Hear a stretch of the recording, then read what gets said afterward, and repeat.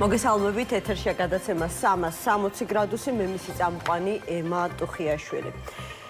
ბევრი ურთიერთსაწინააღმდეგო განცხადების შემდეგ, რომელიც მმართველი პარტიისგან ამერიკულ მხარესთან დაკავშირებით უკანასკნელ პერიოდში გვესმის, ბოლოს და ბოლოს მოვისმინეთ, რომ გადატვირთვის პოლიტიკა შეერთებულ შტატებთან უკვე დაწყებულია. როგორც ჩანს, პარლამენტის თავმჯდომარე ამაში ამერიკელების ზარებსა და ვიზიტებს გულისხმობს, რადგან არათუ მოლოდინი ქართული ოცნების პირდაპირი მოთხოვნაა, რომ სახელმწიფო დეპარტამენტმა წინა, ანუ ბაიდენის ადმინისტრაციის პოლიტიკა რადიკალურად შეცვალოს. თავის მხრივ, რას აკეთებს, ან რას აპირებს ოცნება უცნობია. ზოგისთვის მცირე დათმობაა, მაგალითად 4 ოქტომბრის საქმეზე დაკავებულებისთვის საპროცესო შეთანხმების გაფორმება, ან თუნდაც 45 დღიანი პროტესტის შემდეგ დიუშენის კუნთოვანი დისტროფიით დაავადებული ბავშვებისთვის წამლის შემოტანაზე თანხმობა, მაგრამ ეს იმდენად ცოტაა ძირეული ცვლილებებისთვის, რომ ნაკლებ სავარაუდოა ახალი სტრატეგიული ურთიერთობების ფუნდამენტური გადატვირთვა მოხდეს და ამისთვის გამოდგეს როგორც არგუმენტი. რაც შტატებს უნდა და რაც მამას უნდა, ამას გაიგებთ მოგვიანებით. დაგვიანორსა კობახიძემ, რომელმაც ერეკლე დეიცაძის სიმღერიდან ამ ცნობილი ფრაზით რუბიოს უპასუხა. მე კი ამ სიმღერის ტექსტიდან სულ სხვა კუპლეტი მომწონს, აგინებ იმას, ვინც მამას უნდა, შენ გჯერა იმის, რაც მამას უნდა და ფიქრობ იმას, რაც მამას უნდა. ბუნებრივია, რომ ამ შემთხვევაში სულ სხვა მამა იგულისხმება. თინა ხიდაშელი ორგანიზაცია სამოქალაქო იდეის დამფუძნებელია ჩვენთან ერთად. ქალბატონ თინა, მოგესალმებით, მადლობა გადაცემაში მონაწილეობისთვის. ვიდრე ქართულ-ამერიკული ურთიერთობების, არ ვიცი, პერსპექტივებზე გადავალთ, თუ კი შეგვიძლია ამ ხმამაღალი სიტყვით მოვიხსენიოთ ის, რაც გვაქვს ამ მიმართულებით.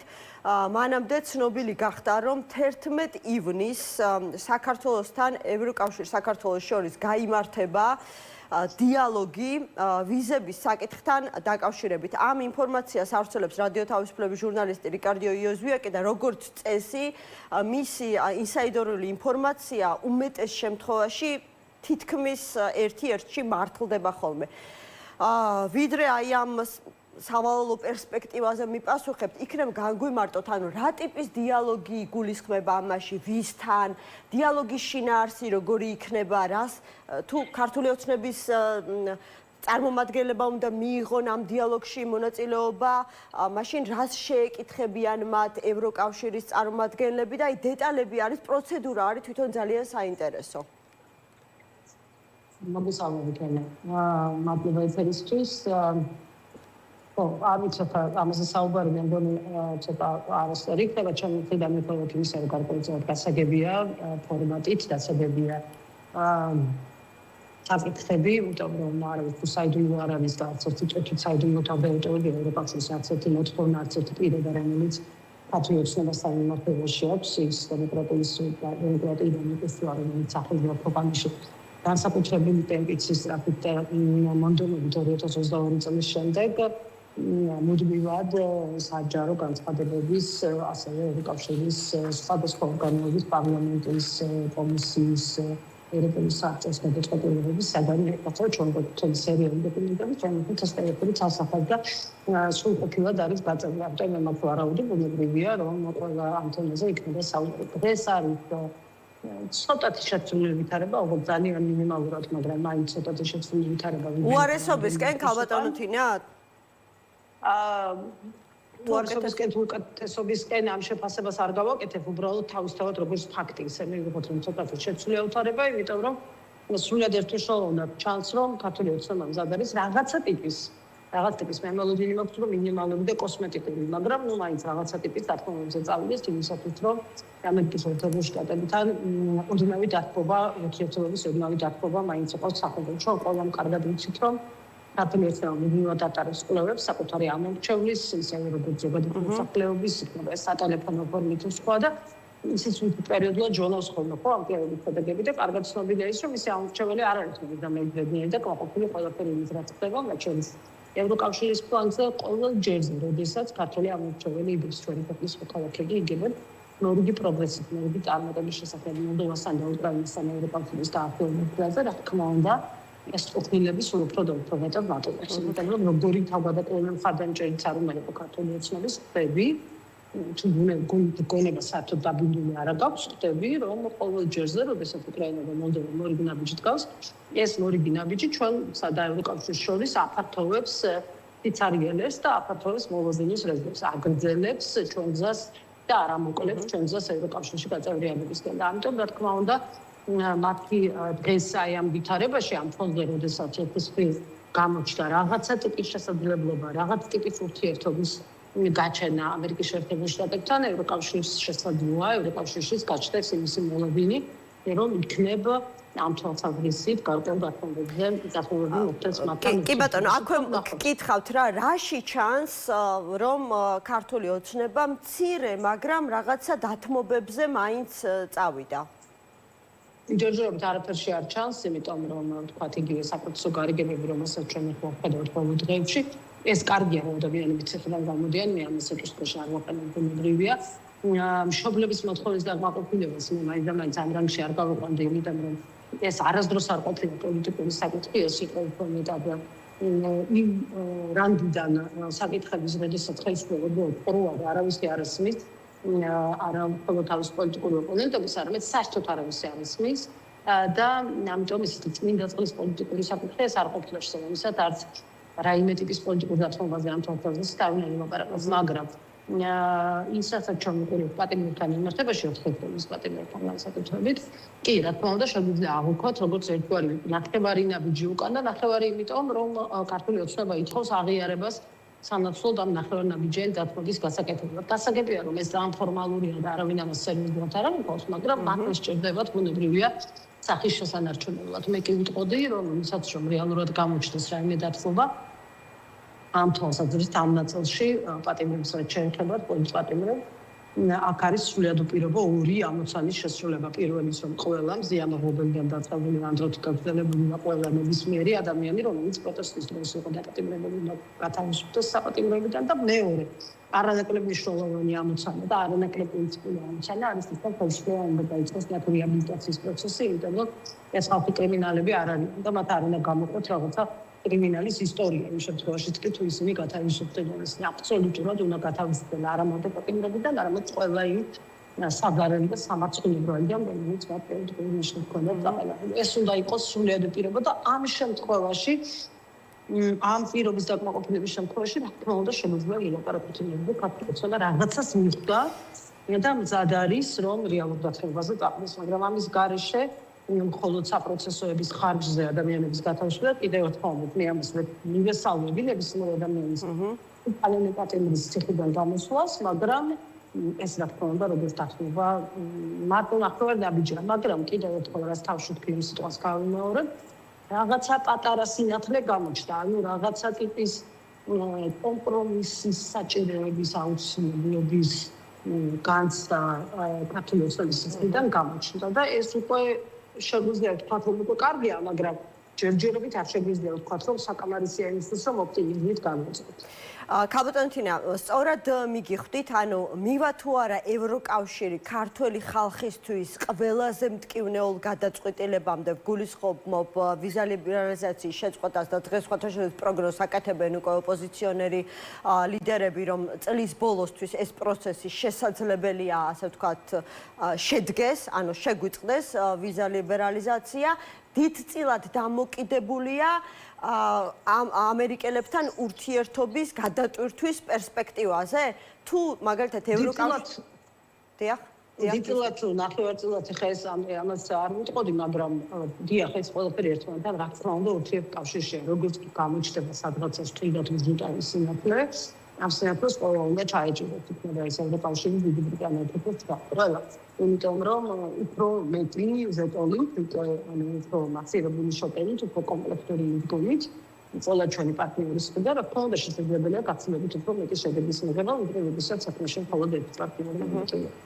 და თუ არაფერი არ შეიცვალა წლის ბოლომდე, შესაძლებელია ჩვენ დავკარგოთ უვიზო მიმოსვლა შენგენის ქვეყნებში?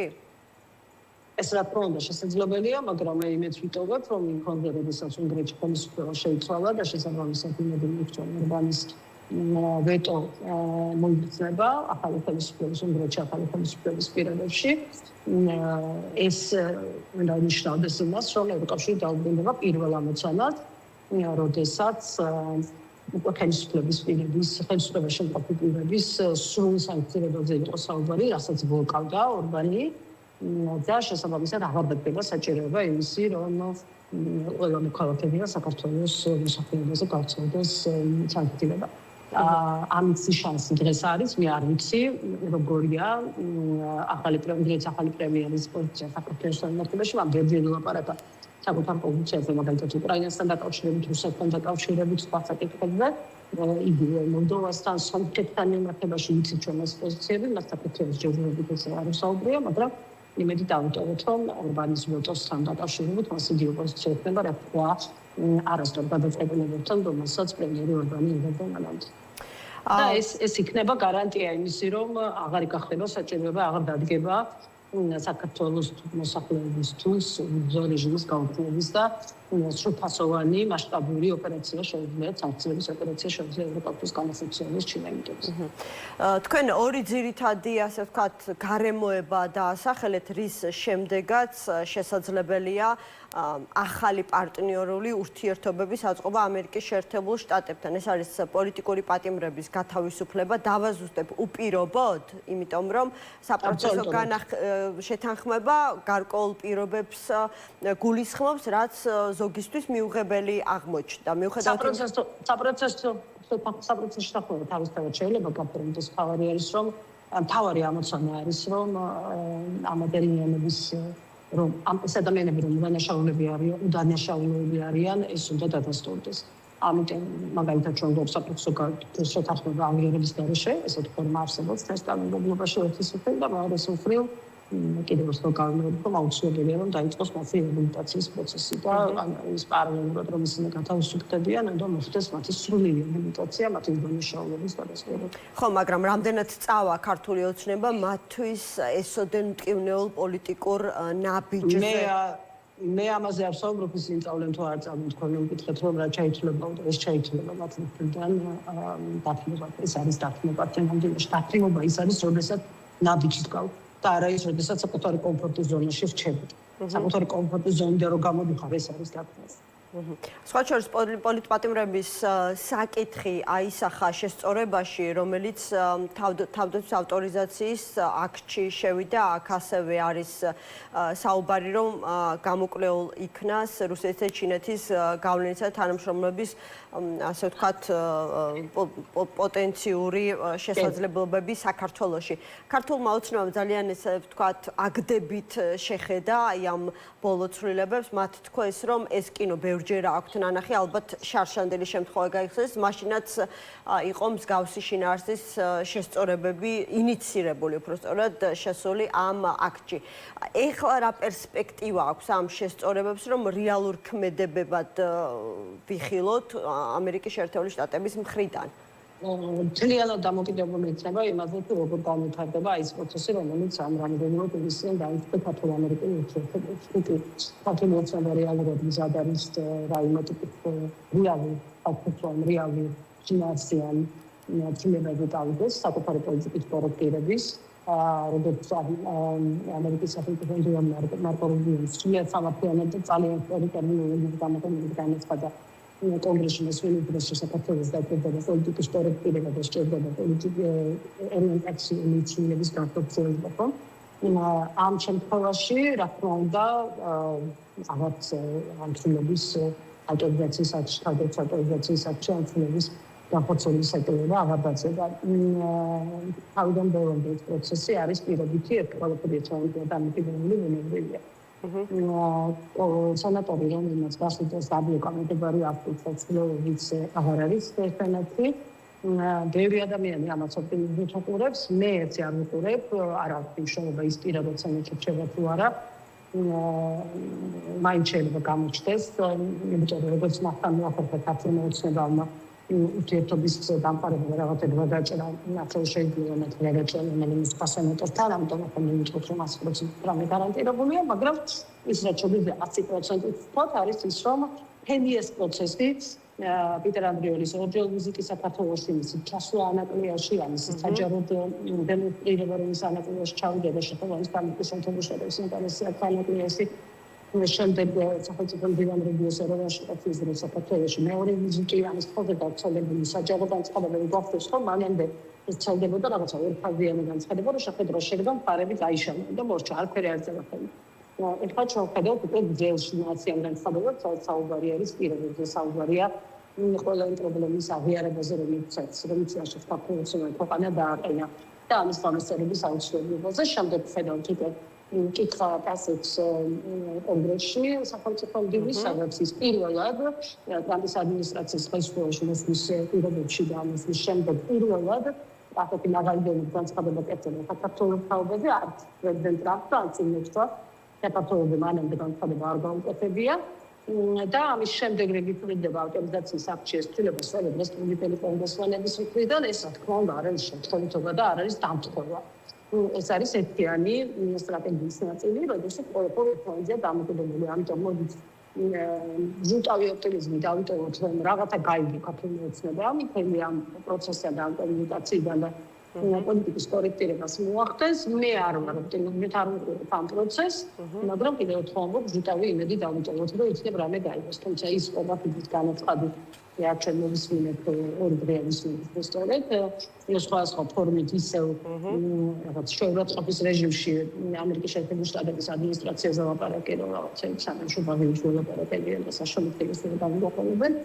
რა თქმა უნდა სამწუხაროდ რომ ამის სპეციფიკურად განსაკუთრებული ინტერესი ოპტიმიზმის კარგით ხო, სხვაჩერს ესე ძალიან საინტერესოა რა დაგვიანონსა ირაკლი კობახიძემ, ანუ მალე გაიგებთო რაც ამერიკას უნდა და რაც მამას უნდა, ანუ რას მოვიმოქმედებთო, ანუ არა ორაზროვანი ნათქვამია მართალია, მაგრამ ანუ პოზიტიური სიგნალის მატარებელია თუ ნეგატიური, სიმართლე გითხრათ, ამაშიც მე გამიჭირდა გარკვევა. თქვენთვის არის რაიმეს მანიშნებელი?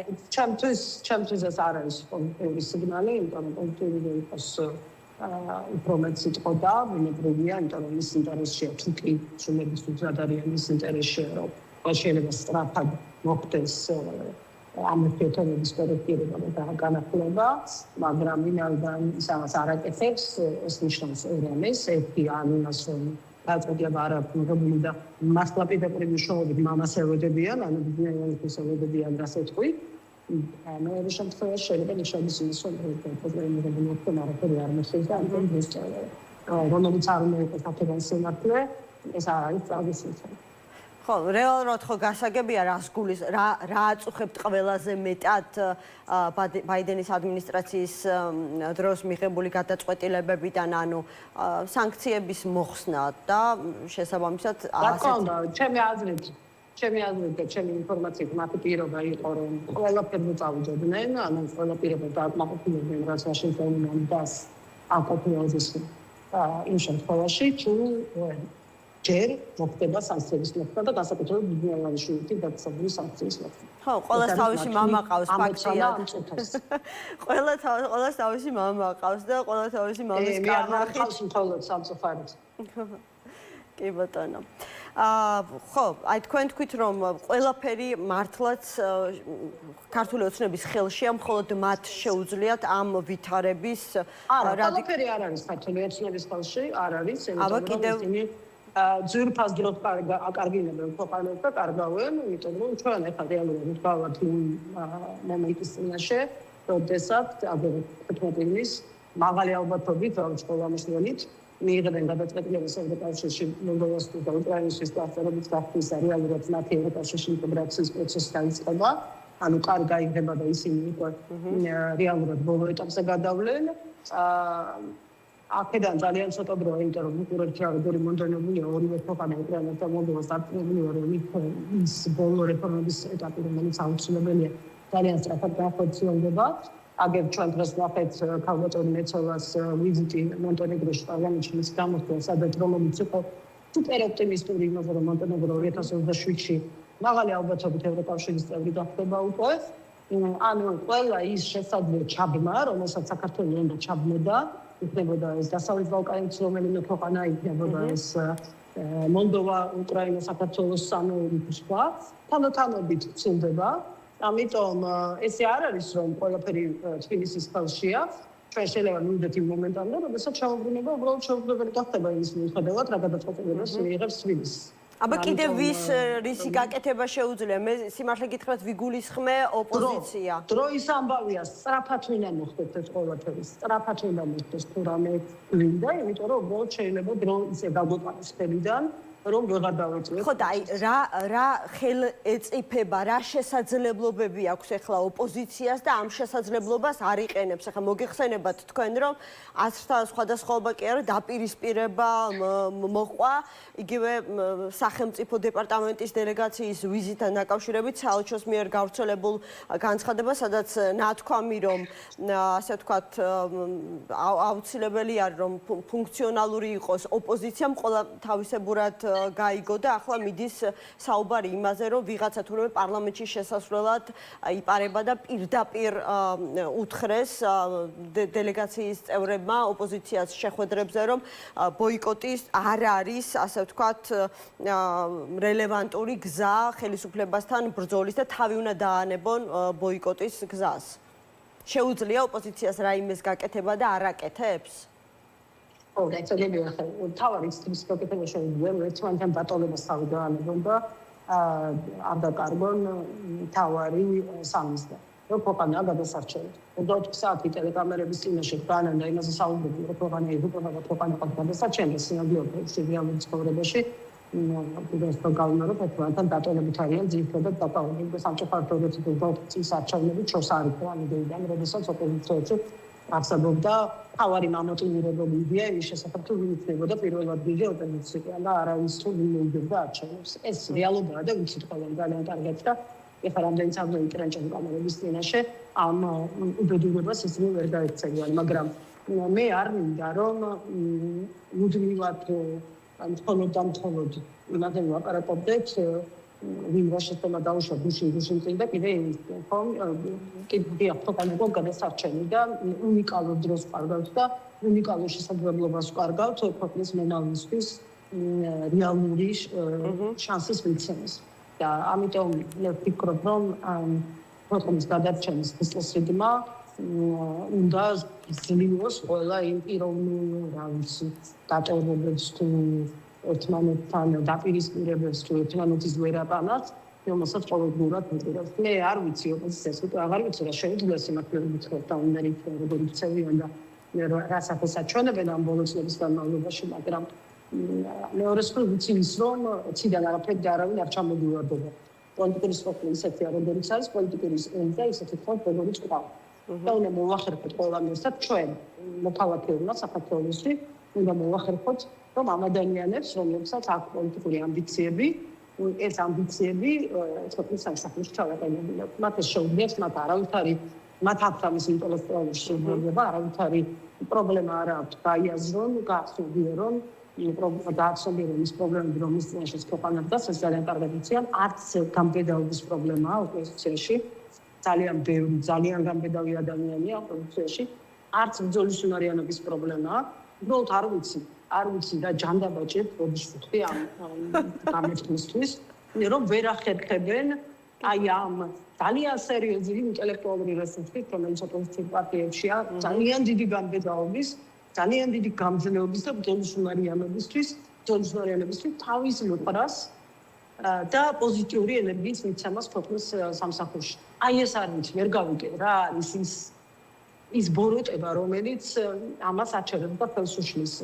ანუ შესაძლებელია ეს ბრძოლა პირველობისთვის, სწორედ ეს ლიდერობის სტატუსი არ ეთმობათ სხვისთვის, არ ემეტებათ, იმიტომ რომ ალიანსიც კი, რომელიც რეალურად დაფუძნდა ურთიერთ თანამშრომლობის, თანასწორობის, პარიტეტულობის პრინციპზე, ახლა ვხედავთ, რომ ალიანსის ერთი ლიდერი მეორეს ღალატში ადანაშაულებს და ქართულ ოცნებასთან გარიგებაში სდებს ბრალს, მეორე ამბობს, რომ რამდენი ჩავდი ამ ადამიანში და კაცად ვერ ვაქციეო, შემდეგ კი ბრალდებები მოვისმინეთ, რომ თურმე დადიოდნენ და 4-იანი, ანუ ამ შემთხვევაში ახალი ხო, იბრალებდა, რომ ჩვენო რეალურად 5-იანები ვართო და ახლა ისინი ამბობენ, რომ მოკლედ, მე მართლა ვისურვებდი, რომ ხვდები ხო, თქვენც ხვდებით ხო, ეხლა რომ ჩამოთვალეთ და ვერ ხარც მიუყვები, ქალბატონო, რთულია ძალიან.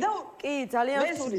და მაგრამ თქვენ ამას რო თვლიდით, თან ხმაში გეტყობოდათ, რომ თქვენც დაიღალეთ. ძალიან დავიხალე, კი ბატონო. გავიგეთ. ახალ გვაინტერესებს. ჩვენ საქართველოს მოქალაქეებს, რომლებმაც ვიცით, რომ ქვეყანა ყავს გადასარჩენი, არ გვაინტერესებს. ჩვენ გვინდა რომ ამ ადამიანებმა ერთმანეთთან თანამშრომლობით, ერთმანეთის გვერდში დგომით, ერთმანეთი გააძლიერონ და ქვეყანა გადაარჩინონ. იმიტომ რომ ისინი არიან პოლიტიკური სპექტრი, რომელიც ყავდა კიდევ ერთხელ ვამბობ, პატარა ბავშვები არა ვართ აქ არავინ და კარგად გასვლის, ციდან არ ჩამოგვივარდება ეხლა ახალი ლიდერები. აი ეს არის რაც არის, კი ვიღაცა შეიძლება ამოიზარდოთ, მაგრამ ეს ვერ იქნება ფუნდამენტურად გადამწყვეტი, ხო? ამიტომ გავიგეთ. დავიჯერო ასე რთულია რაღაცებს. ეს ამბავი. კი ბატონო. ან დავიჯერო თქვა ასე რთულია, რომ რაღაცას გადააბიჯონ და რაღაცაზე მართლა ჩანს იმ ნაციონალურ მოძრაობაში რაღაცა ისეთი ხდებოდა, რომ აი ამდენი წელია, 14 წელი გავიდა ხელისუფლებაში აღარ არიან და ნუ აი ვერ მოერინდნენ ერთმანეთს, რა ვეღარ დაალაგდნენ. ამიტომ ხო არის ვინც ხალხობრივად არის გახდებოდა ამიტომ თემისოფლები. ხო, ბოიკოტის თემასთან დაკავშირებით თქვენ როგორ გაიგეთ ამერიკელების ნათქვამი, იმიტომ დღესაც გრძელდება, ოღონდ უკვე სხვა პოლიტიკურ ოპოზიციურ ჯგუფებს შორის დაპირისპირება ამასთან დაკავშირებით. არაფერი აქ დასაპირისპირებელი არ არის ჩემი აზრით, პირველ რიგიდან ყველამ ძალიან კარგად იცოდა, რომ ფარისაც არ უნდა იყოს ეს ფაქტი, რომ დედამიწის ზურგზე არც ერთ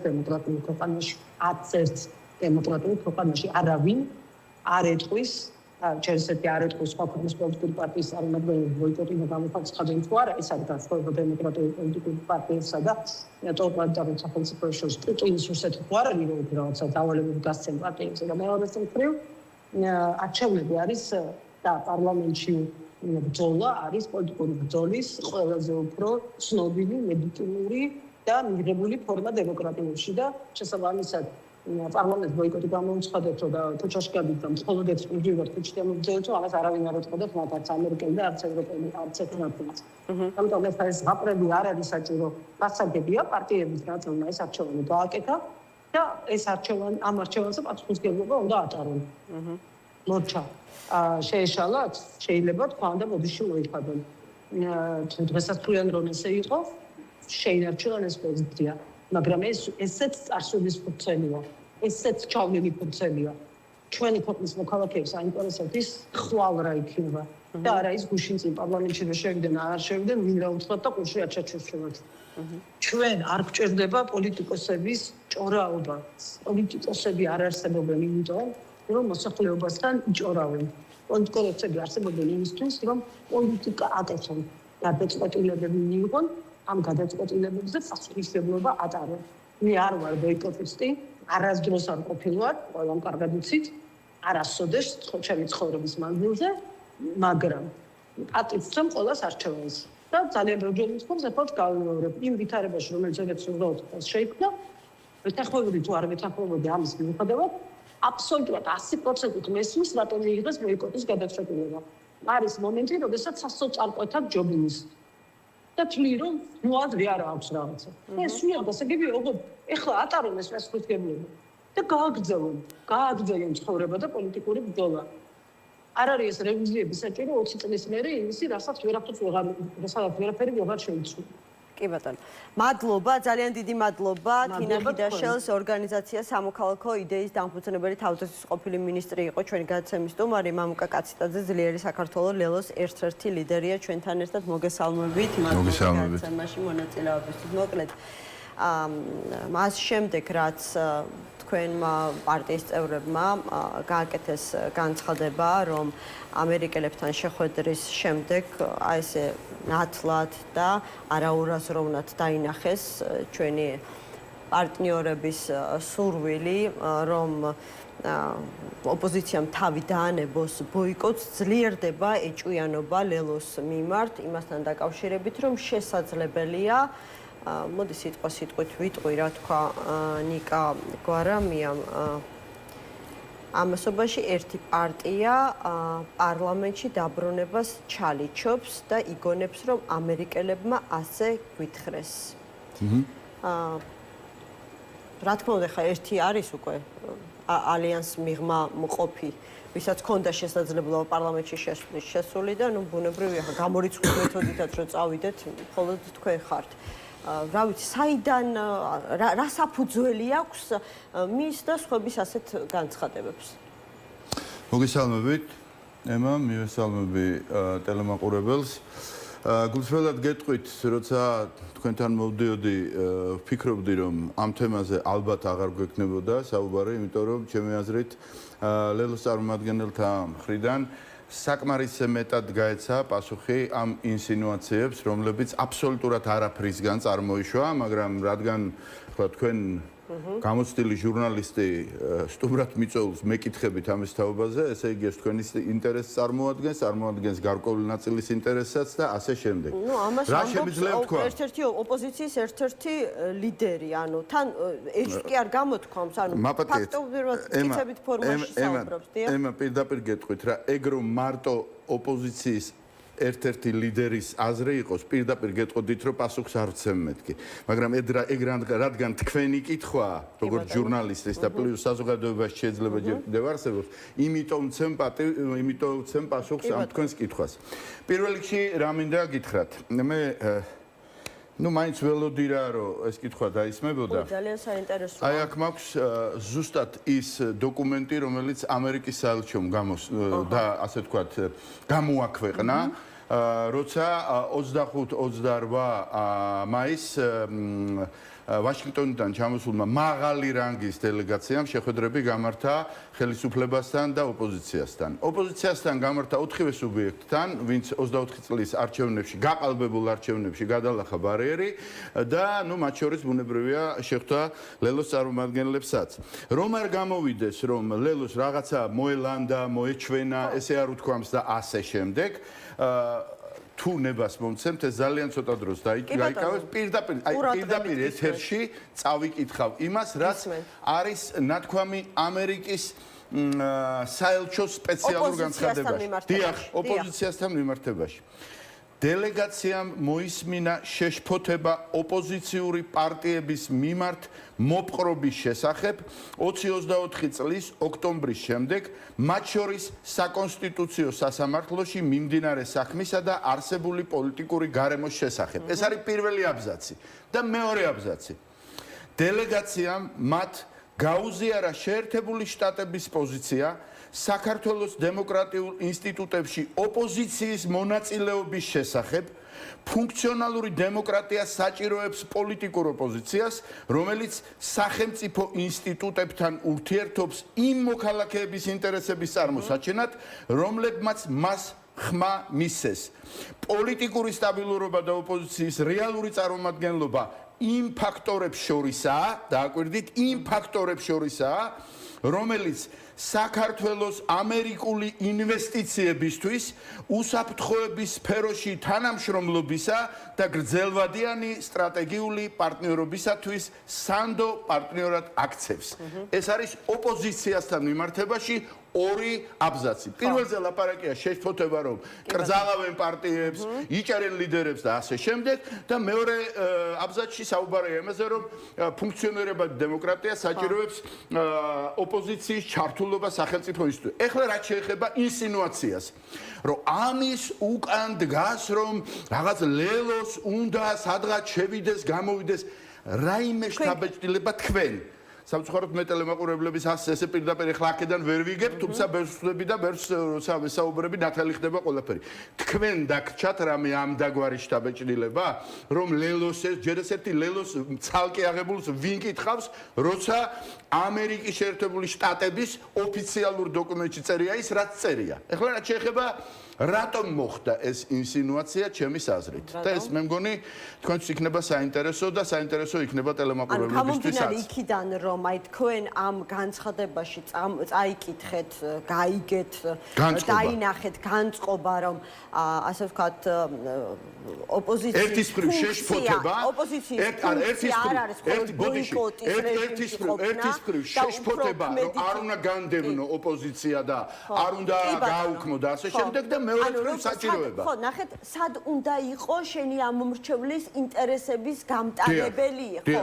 ეს შეიძლება აქმული იყოს იმგვარად, რომ ანუ ვიღაცას კონდეს, არ ვიცი, ბოიკოტის, საპარლამენტო ბოიკოტის შეწყვეტის სურვილი, ანუ ამგვარადაც შეიძლება იყოს. საფუძველი რა არის მაგის? უკაცრავად. ეხლა მე გეტყვით რა არის ამის საფუძველი? რა არის საფუძველი, როდესაც ასე განცხადება გეკეთდება, რომ ვიღაცა ცდილობს ჩალიჩოს ამ ასე ვთქვათ სლენგით, რომ შეიპაროს პარლამენტში. ხო, არ ვიცი, აი ვერსიები გაჩნდა, რომ შესაძლებელია, აი კოკო გამსახურდია სასწრაფოდ, შემთხვევა გაიხსენეს, ეს ხომ შემთხვევით არ ხდება. აგაშენოთ ღმერთმაო. ეხლა მან ხომ მანდატი დახია, მაგრამ მაშინ ნაცნობრაობას ჰქონდა საკონსტიტუციო უმრავლესობა და აღუდგინეს ეს მანდატი. საკონსტიტუციო უმრავლესობა არ ჭირდებოდა მაგას, ისედაც კანონში ცვლილება იყო საკმარისი. თქვენ გაიხსენეთ ეხლა 2008 წელი. 2008 წლის არჩევნების შემდეგ ოპოზიციურმა კოალიციამ, რომელიც 17 მანდატით შევიდა პარლამენტში, 17 მანდატიდან 11-მა დეპუტატმა უარი განვაცხადეთ, ერთ-ერთი მე ვიყავი იმ 11-ში, რომელმაც დაჭრა მანდატი და უარი თქვა შესვლაზე. არ არსებობდა არანაირი კანონი მაშინ, რომ გაუქმებული მანდატი აღდგენილიყო, ისე როგორც არც დღეს არ არსებობს კანონი არანაირი, რომ გაუქმდა მანდატი და ის შეიძლება აღდგეს, როგორც ასეთი. მაგრამ პირველ ეტაპზე 17-დან 5-მა გადაწყვიტა, რომ მაინც შესულიყვნენ და შევიდნენ, მაგრამ გააგრძელა რა მაშინდელმა ხელისუფლებამ მუშაობა, რომ უფრო მეტი ოპოზიციონერი შეეტყუებინა პარლამენტში, შეცვალა კანონმდებლობა და მხოლოდ ერთი 12-დან, მხოლოდ ერთი ის ვინც თქვენ წეგან დაასახელეთ, დაემატა იმ ხუთს, ვინც დაიბრუნა დეპუტატის მანდატი. იცით ავტორი ვინ იყო ამ ცვლილებისა სინამდვილეში? აი ის ვინც მაგას წერს. ნიკა გვარამი. დიახ, იუსტიციის მინისტრი. ხო და ეთყობა კარგად. დიახ, ამიტომ არა, ეჭვი კი არ გაუჩნდა. მაშინ როდესაც ღია კარი ქონდა თქვენთვის დატოვებული და იძახდა რომ ლელო და ვერაფერი ვერ მიიღო. ვერაფერი არა, რას ქვია, ვის ქონდა და რა ქონდაო რა? ნიკა გვარამი არის. არა, უკაცრავად, რა ქონდა ღია კარი? არის ღია, ვის? კარი იყო ღია. რომელი ალიანსის? ოპოზიციური ალიანსი. რომელი ალიანსის? 2024 წელს მელაპარაკებით? არა, ახლა გელაპარაკებთ რა თქმა ამ ალიანსის, ამ ახლა შექმნა. და ეხლა ალიანსი რა შუაშია 24 წლის მანდატის დაბრუნებასთან. მე თქვენ სხვა რამეს გეტყვით, მე სხვა დოკუმენტს წამოვიღე კიდევ აქ. მე მაქვს ახლა 6 პუნქტიანი ალიანსის ასე ვთქვათ, მოთხოვნები, რომ ეს ცვლილებები თუ არ განხორციელდაო კოდექსშიო, მომავალ პარლამენტშიც ბოიკოტზე გავალთო. აქ ლაპარაკი რაზეა, იცით? აი ეს ამერიკის საელჩოს განცხადება რო წავიკითხე, აქ იკითხება არა ის, რომ ვინმე აპირებს დატოვებული მანდატების აღდგენას, არამედ არ დაგემართოთ ქრონიკული ბოიკოტი. ანუ ქრონიკულში არ გადაგეზარდოთ ბოიკოტი, იმიტომ რომ ის 6 პუნქტი, რომელიც ახლა აქ წერია, პირველი პუნქტი იცით რას ამბობს? ნუ მე არ ვიცი ახლა რა არ მინახავს განსაკუთრებით საარჩევნო კონტექსტში, მაგრამ პირველი პუნქტი ამბობს შემდეგს. თუ არ მოხდა ეს ცვლილება და რაზეა ლაპარაკი? 2020 წელს და 2024 წელს ვინც ბარიერი გადალახა, ყველა ამ პარტიამ თანაბრად პარიტეტულ საწყისებზე უნდა შექმნას CSKO. 2020 წელს ბარიერი გადალახა 9 პარტიამ.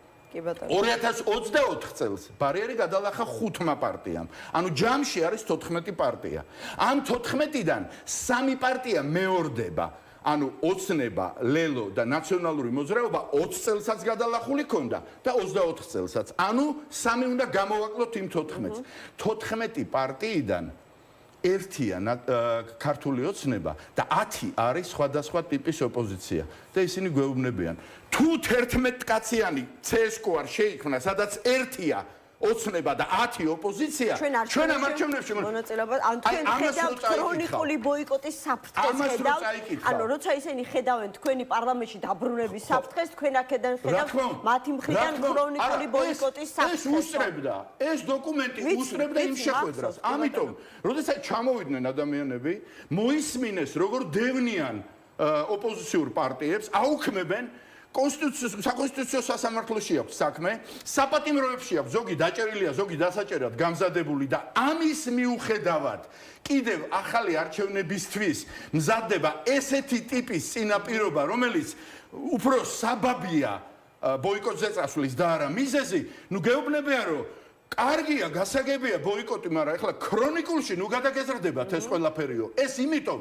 რომ დღეს მოქმედი კანონმდებლობა არანაირ საშუალებას არ გაძლევს მანდატი დაიბრუნოს და გაძლევს მხოლოდ ის გაღუნული ტვინები, რომელიც 2008 წელს რო გაიღუნა, დღესაც იმ გაღუნული ტვინებით არსებობა ელვდება ზოგიერთ. თქვენ თავად თქვით, რომ არც მაშინ არ არსებობდა კანონმდებლობა და ის შეცვალეს. ეხლა რატომ არ აქვს თუ ქართულ ოცნებასაც ორმხრივი ინტერესი თუ იქნება, რატომ არ აქვს ქართულ ოცნებას დღეს რესურსი, რომ ასევე წარმატებით შეცვალოს კანონმდებლობა, როგორც თავის დროზე ნაციონალურ არც ქართული ოცნების ტვინია გაუღუნველი, ოღონდ აი იმ ცვლილებით მე შემთხვევით არ მithქვამს 12-დან მხოლოდ ერთი ადამიანი შევიდა მაშინ პარლამენტი და 11 და თქვენი მონამორჩილი გარეთ დარჩა.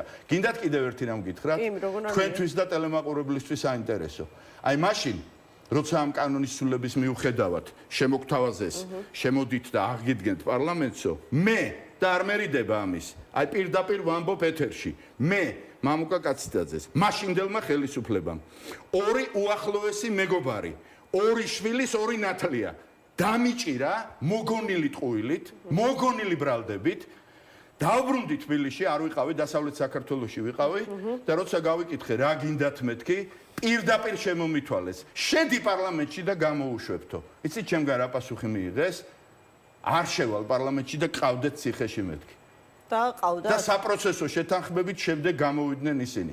ასე რომ სიბინძურეს საზღვარი არ აქვს, არც 2008-ში და არც 2026-ში. ხო, მაგრამ ანუ ამერიკელების მოთხოვნა მხოლოდ ოპოზიციამ უნდა გაიგოს? ანუ ქართული ოცნების მიმართაც ხომ არის შესაბამისი მოთხოვნები, რომელსაც ყურად არ იღებენ. ანუ შესაბამისად აი გვარამიას განცხადებას თუ განვიხილავთ, რომელიც ძირითად ოპონენტად გამოდის სწორედ ლელოს განცხადებების მიმართ, ის ამბობს, რომ პირდაპირ მოითხოვენო ქართული ოცნებისგანო, რომ გადატვირთვისო პერსპექტივა ქართული ოცნების პოლიტიკის შეცვლაზე დგასო. ქალბატონო ემა. დიახ. თქვენ მე მკითხეთ ოპოზიციის ნაწილს.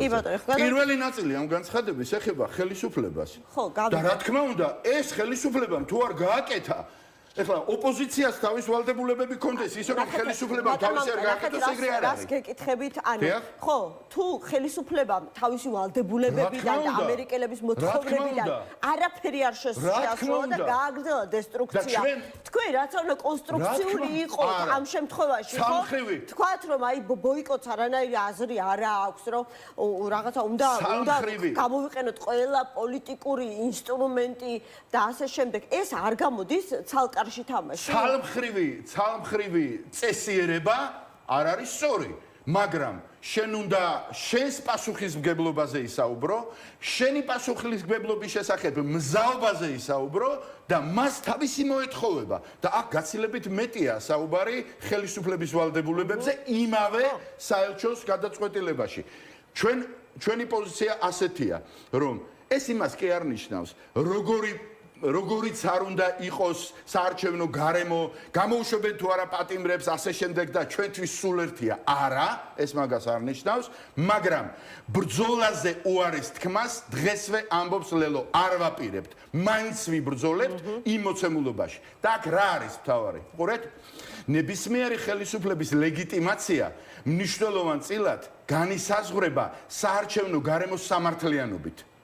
როდესაც არასამართლიან გარემოში მოდის ხელისუფლება, მას უკვე აქვს დამღა არალეგიტიმურობის. რატომ იყო გამართლებული 2024 წლის არჩევნები?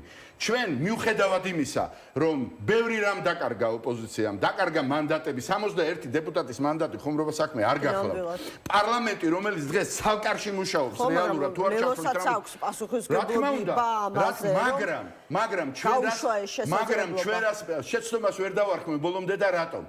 დღევანდელი პარლამენტი არის მთელ რიგ უფლებამოსილებებში არაუფლებამოსილი, იმიტომ რომ კონკრეტულად დღეს რომ დადგეს საქართველოს წინაშე აუცილებლობა საკონსტიტუციო ცვლილებისა, 101 წევრიანი პარლამენტი ვერცენ შემთხვევაში ვეღარ განახორციელებს საკონსტიტუციო ცვლილებას, იმიტომ რომ მას 113 ჭირდება. თეორიულადაც კი ვერ განახორციელებს, გესმით? ანუ პარლამენტი დაკოჭლდა.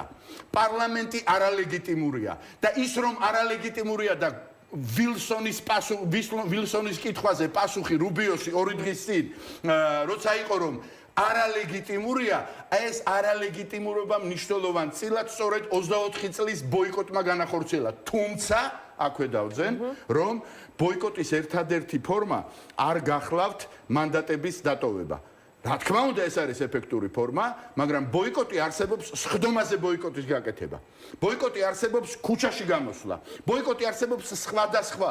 ყველაფერი გამივლია, მათ შორის მანდატის დატოვებაც. ხო და ქუჩაში გამოდის ახლა ეს ოპოზიციური მაგრამ ის რომ ქუჩით იბრძვის მათ შორის 150 წევრიანი პარლამენტი დღეს 101 წევრიანია და მთელ რიგ უფლებამოსილებებში ის ვერ ასრულებს თავის უფლებამოსილებას, მათ შორის სახელისუფლებო არის მხოლოდ 89 და გენერალურ პროკურორსაც კი ვერ დაამტკიცებს, იმიტომ რომ 90 ხმა ჭირდება, ეს ნიშნავს კოჭლია პარლამენტი. 101 წევრიანი პარლამენტი, მაშინ როცა იურიდიულად მის წევრთა რაოდენობა არის 150, პარლამენტი არის კოჭლი.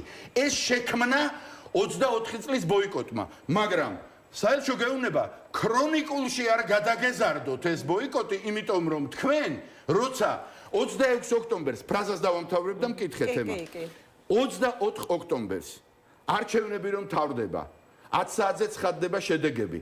12 საათზე პირველის ნახევარზე გამოდიხარ და ამბობ, რომ მე პარლამენტში არ შევდივარ. რატო? იმიტომ რომ დაკვეთას ვასრულებ ამ მომრჩევლისასო, ხარ მატყუ არა. 2 საათში ვისკითხე რომ არ შედიხარ. იმის ვაშკაცობა გეყოს რომ დიახ ეს გადაწყვეტილება მე მივიღე და არ გავაკეთებ და ჩვენ ეს გავაკეთეთ ყოველგვარი ამომრჩევლის მოშველიების გარეშე. გადავდგით ეს საკმაოდ წამგებიანი პრაგმატული თვალსაზრისით, მაგრამ ძალიან ეფექტური პოლიტიკური ნაბიჯი. მაგრამ ეს იმას არ ნიშნავს, რომ ქრონიკულ ბოიკოტის ტექნიკა. აი, რას ნიშნავს ეს ქრონიკულობა? შეიძლება გულისხმობდეს, რა ვიცი, 1 წელს, 2 წელს. 1 წელს, 2 წელს კი არა, ერთხელ, ორჯერ, სამჯერ აი ამას რო დაწერთ. ანუ ამერიკელები შიშობენ, რომ ვადამდელი თუ 2028 წლის საპარლამენტო არჩევნებში ან არ მონაწილეობა, ან მონაწილეობა, მაგრამ შედეგების არაღიარება შესაძლებელია ისევ შექმნას პოლიტიკური ჩიხი. დიახ, იცით რა მობიძგათ ამერიკა? კი არ უბიძგათ, დაინახეს. 25 წელს დაინახეს არაფრის მომცემი ბოიკოტი. ვის გამოუცხადე 25 წელს ბოიკოტი? 25 წლის არჩევნებში, როცა 22%-იანი კალაძე ყავდა თბილისში და მართლა 21% მიიღო თბილისის მოსახლეობის, ვის გამოუცხადა ოპოზიციამ ბოიკოტი? როცა 6 პუნქტში, აი მას ჩაწერ, რაც ახლა აქ წერია, 6 პუნქტში უკაცრავად. კი ბატონო. ჩაწერ იმას, რაც ახლა აქ წერია, რომ 11-დან 10 ოპოზიციის უნდა იყოს და 1 ხელისუფლებისო. ეს ხო არის საბაბი, როგორც გავიდე ბოიკოტში. ამას რო წაიკითხავს ამერიკელი, გეუბნება რომ შენ მე მგონი ქრონიკულ ოპოზიციაში ხარ და არ არის კარგი ეს მომენტი ფუნქციონალური დემოკრატიისთვის. აი მაშინ მიპასუხეთ, როგორ უნდა აიძულო ქართული ოცნება მაშინ რომ აი რადიკალურად შეცვალოს საკუთარი დამოკიდებულება შიდა საკითხებისა თუ საგარეო პოლიტიკის მიმართ. ორი რამით. ჩემი აზრით ორი რამით ისიც შეიძლება არ იყოს საკმარისი. პირველი, ეს უნდა იყოს მაქსიმალურად შეთანხმებული და კოორდინირებული მოქმედება. ესე კი არა, მე დაგასწარი 6 პუნქტის დაწერა და შენ დამეთანხმე ახლა. ან თქვენ დაწეროთ თქვენი და მე უნდა დაგეთანხმოთ ოპოზიციაში. ეს უნდა იყოს არა დასწრებაზე, არამედ შეთანხმებაზე ორიენტირებული ერთი და მეორე, ძალიან აქტიური მუშაობა ამერიკელებთან და არა მხოლოდ ამერიკელებთან. ის პირველი ნაწილი, რომლის კითხვასაც ახლა აქ არ დავიწყებ, რაც ხელისუფლებას ეხება, ეს უნდა გახდეს ქართული პოლიტიკური ოპოზიციის ერთგვარი გზამკვლევი ხელისუფლებასთან ურთიერთობისა. თუმცა ერთ რამეს ვიტყვი ხაზგასმით, ემა, რომ ამერიკის საელჩოს ნათქვამი არ არის სავალდებულო ოპოზიციისთვის. მას შეიძლება მოისმინოს, შეიძლება გაითვალისწინოს, შეიძლება არ გაითვალისწინოს. ეს არ არის სავალდებულო, მაგრამ შენ თუ გინდა რომ მათთან სტრატეგიული თანამშრომლობა გააგრძელო, შენ თუ ხედავ ამ ჭაობში ჩაფლული ქვეყნის გამოსავალს იმ ტიპის ქვეყნებთან ურთიერთობით, როგორიც არის ამერიკის შეერთებული შტატები, ევროკავშირი და ასე შემდეგ, მაქსიმალურად უნდა ეცადო არა შენ საზიანოთ და ის საზიანოთ არაფერს გირჩევს, არამედ შენი ქვეყნის საკეთილდღეოდ და წინწასაწევად მაქსიმალურად გაითვალისწინო ეს წინააღმდეგობები. მორჩა, მეტი არაფერი. ეს ძალისხმევა გაერთიანებულად ქმნის შესაძლებლობას საარჩევნო გარემოს შედარებით გაუმჯობესებისას. მაგრამ ამას უკვე მე გეუბნებით. მე როგორც თქვენი დღევანდელი სტუმარი, რაც არ უნდა მოხდეს, შეიცვალოს, არ შეიცვალოს, ცოტათ შეიცვალოს, მეტად შეიცვალოს და ასე შემდეგ, არჩევნების ბოიკოტიზირება არ შეიძლება. არჩევნების ბოიკოტიზირება. აი არჩევნები რო ჩატარდება თუ იქ უბედურებები ხდება, გაყალბებები და ასე შემდეგ და ასე შემდეგ. პოსტსაარჩევნო პერიოდში შენ რჩება ნაბიჯის გადადგმის საშუალება კიდევ, მაგრამ წინ თქვა, რომ მე ამ ბრძოლაში არ შევდივარო, ისე როგორც 20-25-ში და დღეს ხომ საქართველოს მოსახლეობის დიდი ნაწილი, რომელიც 25-ში ბოიკოტზე გავიდა, დღეს ხომ ფიქრობს, რომ ეს ბოიკოტი არ იყო სწორი.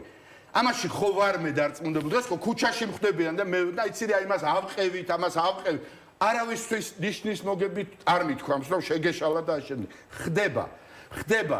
რაღაცა შეცდომაში შეგიყვანა, ცოტა აფექტი იყო, ცოტა ნაწყენობა იყო, ცოტა გაბრაზება იყო, ცოტა არაინფორმირებულობა იყო, მაგრამ არჩევნებამდე ბოიკოტი ეს არის არასწორი, მაგრამ პოსტსაარჩევნო სიტუაციაში თუ ხდება რომ უბედურება, მაშინ შეგრჩება იმ ტიპის ბოიკოტის გაგრძელება, რომელიც 24-ში განხორციელდა, თუმცა ამაზეც გეუბნება ამერიკის საელჩო, რომ რას პასუხობ შენ იმ მოქალაქეებს, რომლებმაც შენ ხმა მოგცეს, შედი პარლამენტში და ჩემი ინტერესები გაატარეო და ამ დროს შენ არჩევნებიდან 1 საათში, 2 საათში დამოუკიდებლად ისე რომ არც ეკითხები, იღებ გადაწყვეტილებას, კარგად იყავიო. რაც შეეხება ინსინუაციას, რომ ამ ყველაფრის მიღმა ვიღაცამ სადღაც დაინახა, რომ ცდილობს ლელოან კიდევ ვინმე რომ აღიდგინოს პარლამენტის მანდატი, ეს არის საკუთარი გაფუჭებულობის მომენტიდან ხედავს 2028 წლის ჩადენილ ძალიან ცუდ გადაწყვეტილებას,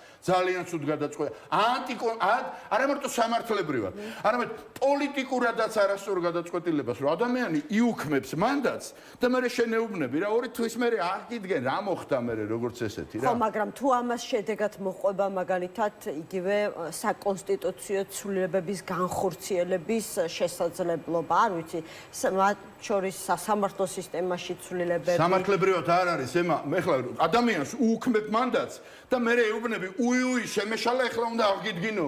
ეგ არის მინდას პრინციპიდან გამომდინარე. ეგრე მინდა რა. ყველაფერი ხო მაინც პოლიტიკური მოლაპარაკების საგანი არის, არა, სამართალს აქვს გადაუხვეველი მომენტები, რაღაცა რო წყდება, იმის შეცვლა შენი ერთ დღეს ესე მომინდა და მოდი შევცვალო, იმიტომ რომ მე უმრავლესობას არ ვიცი, რომ ბოლომდე გავაქარგოთ. ანუ ლელოში, არ ვიცი, აღარ მახსოვს რამდენი მანდატი ჰქონდა ლელოს 14. ამ 14-დან ერთიც კი არ გამოჩნდება ისეთი, თუ კი ასეთი იურიდიული სამართლებრივი შესაძლებლობა გაჩნდება, რა ვიცი, რა არაფერი გვინახავს. ემა შემიძლია დავიფიცო ამ თემაზე ლელოში, არათუ არ გვილაპარაკია.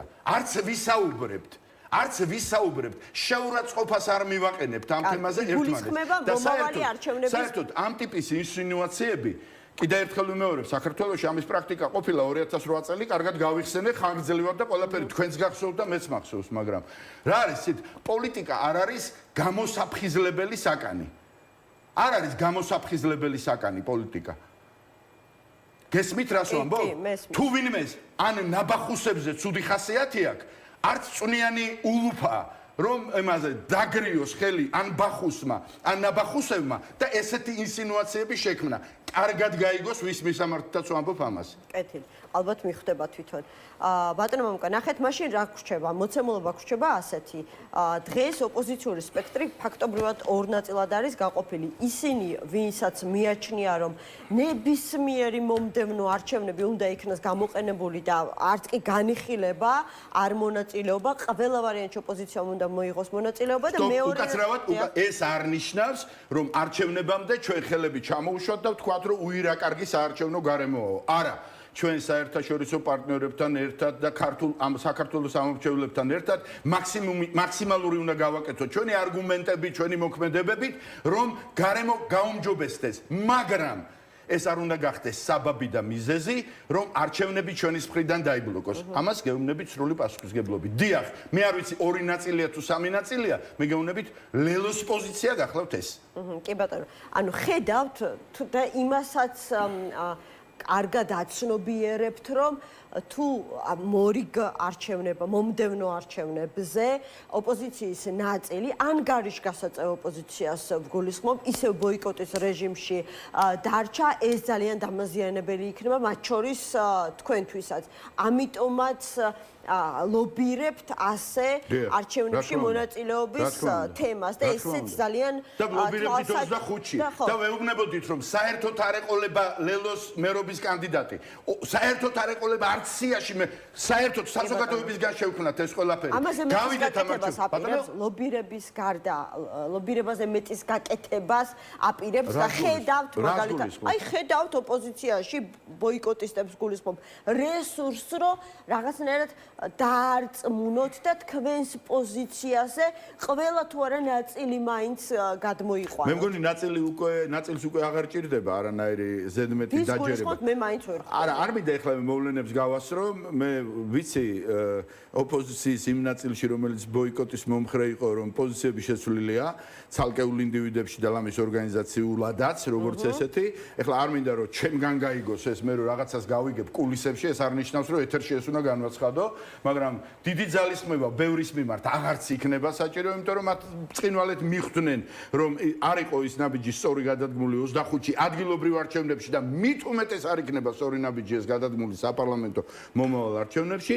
რაც შეეხება ეხლა ადამიანებს, რომლებსაც ჯიუტად აქვთ რაღაც ახირებათ აქვთ ცეული, რომ ქრონიკული ბოიკოტით გაარღვევენ სიტუაციას, ნოიტყვიან გზები დაგვილოცნიან, რა უნდა ვქნათ ეხლა ბევრ 100-ჯერ ადამიანს რო ეტყვი და მაინც რო არ ესმის, მაშინ იქ ორი მომენტია, ან ვერც ვერასდროს ვერ გაიგებ, ან სხვა რაღაცაშია საქმე და ეხლა მაგის ძიებას არ ვაპირებ რა. არ ვაპირებ პირდაპირ გეტყვით, რაშია საქმე. ფაქტია რომ თან ატყობ რომ ადამიანის სულელი არ არის. რაღაც შტერი არ არის. ამ დროს სისულელეს და სიშტერეს იმეორებს და ნუ რაღაცაშია საქმე და ნუ რა ვქნა ეხლა გაგრძელოს. და გავაკეთო. არ დანებებას, აი კიდევ არ დანებება. არ უნდა დავნებდეთ, ანუ მოვემზადოთ შემდეგ არჩევნებამდე, მაგრამ არ უნდა დავნებდეთ და გავაგრძელოთ შესაბამისი მოთხოვნები ქართულ ოცნებასთან. მე მეუბნებით მაგას ჩემ სიტყვებს იმეორებ თუ სხვისას. თქვენ გეუბნებით ზოგადად ეს პათოსიც გვესმის რა. და ჩემგან ვერ გაიგეთ ეხლა ეს პათოსი? თქვენგანაც გავიგე ბატონო, ამიტომ ვამბობ რომ ჩვენ სხვა რამეც გაიგეთ. სხვა რამეც გაიგეთ, რომ ჩემთვის არ გახდება საბაბი რაღაც კონკრეტული მიზნის ვერ მიღწევა იმისთვის, რომ მე უარი ვთქვა არჩევნებზე. ეგ გამორიცხულია. მესმის. ეგ გამორიცხულია. ისევ შესაძლებელია დადგეს. ეგ არის გამორიცხული. განმეორდეს შედეგიც დადგა ადგილობრივ არჩევნებზე. ხო, ჯერ ეს ერთი რამაც დააყენა ის შედეგი, ხო ძალიან კარგად დავინახეთ ყველამ. თუ ვარ გიხარ, როგორც პოლიტიკოსი, როგორც ოპოზიცია და ასე შემდეგ, შექმენი დავცავი მექანიზმები, რომ ის რაღაცეები აღარ განმეორდეს, რაც იყო, მაქსიმალურად შეეცადე ამასთან დაკავშირებით, რომ ეს გააკეთო. ამისთვის უნდა გამოგვეყენებინა ჩვენ 2025 წლის ადგილობრივი არჩევნები, რომელიც კაპიტულიანტურად იქნა დათმობილი ცალკეული სუბიექტების მიერ. ნუ რა სიზავ? კი ბატონო, რაიმე ანგარიშვალდებულება ოპოზიციას აქვს ახლა ამერიკელებთან, ხომ არ არის რაღაცა დათქმა, რომ ეხლა თქვენს ამ ფრაზას ზუსტად ვიცი, ოდნავ რომ დავაყოვნო, ჩაეჭიდება სვავები ცალკე ხელისუფლება და ცალკე ოპოზიციის ნაწილი. არანაირი ანგარიშვალდებულება არ აქვს. როდესაც კეთილის მსურველი ადამიანი მოდის თქვენთან და რჩევას გაძლევს და შენ თვლი რომ ის არის კეთილის მსურველი და თუ მირჩევს, ესე იგი კეთილს მირჩევსო, შენ ხო არ ფიქრობ იმაზე რომ ანგარიშვალდებული ხარ, უბრალოდ უნდა იფიქრე რომ ეს კაცი რაღაცა კარგს მეუბნება, რადგან ჩემი კეთილის მსურველია, თუ მჯერა რომ კეთილის მსურველია. მესმის ბატონო მამუკა, მაგრამ აი ნახეთ თინახი და შელი საუბრობდა იმაზე რომ დრო არითმესო, იმიტომ რომ მართლა ბევრი რამე გაფუჭდა და კიდევ უფრო ბევრი შეიძლება გაფუჭდეს ამასობაში, მათ შორის აი ნახეთ ამერიკის ავტორიზაციის აქტში მიღებული ცვლილებები ერთ დღესაც შეიძლება მართლა რეალობად იქცეს. აგერ 11 ივნისს დაგეგმილი დიალოგი ევროკავშირთან წლის ბოლოს შესაძლებელია ვიზა ლიბერალიზაციის ჩამორთმევით დასრულდეს. ანუ თუ რამეს გაკეთება შეუძლია ოპოზიციას, ალბათ რაღაცა ძალისხმევა არ უნდა დაიშუროს ამ მიმართულებით. მე არ ვიცი რა შეიძლება ეს იყოს. სწორედ ეგითხარით მე ახლა თქვენ რომ როდესაც ამას გიწერს კეთილის მსურველი და გეუბნება რომ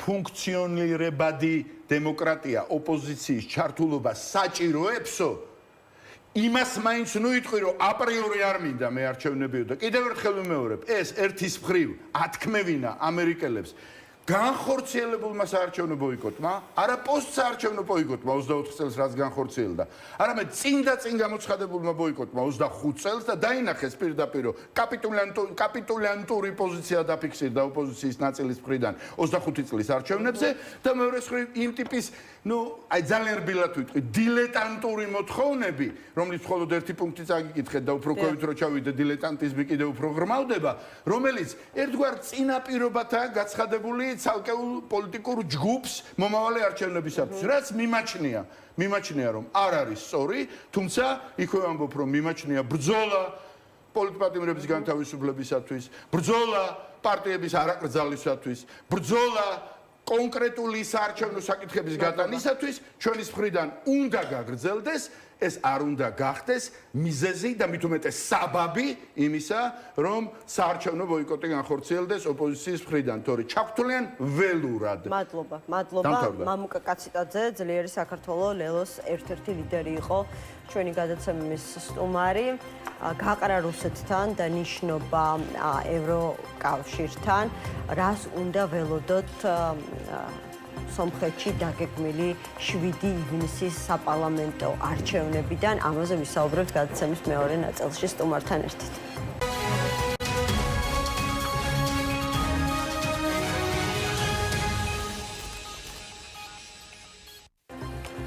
გადაცემა 360 გრადუსი დაბრუნდა ეთერში, გაყრა რუსეთთან და ნიშნობა ევროპასთან. ასე ეხმაურება საერთაშორისო მედია სომხეთში მოსალოდნელ არჩევნებს, რომელმაც ოფიციალური ერევანის პოლიტიკა შესაძლოა 10 წლეულებით შეცვალოს.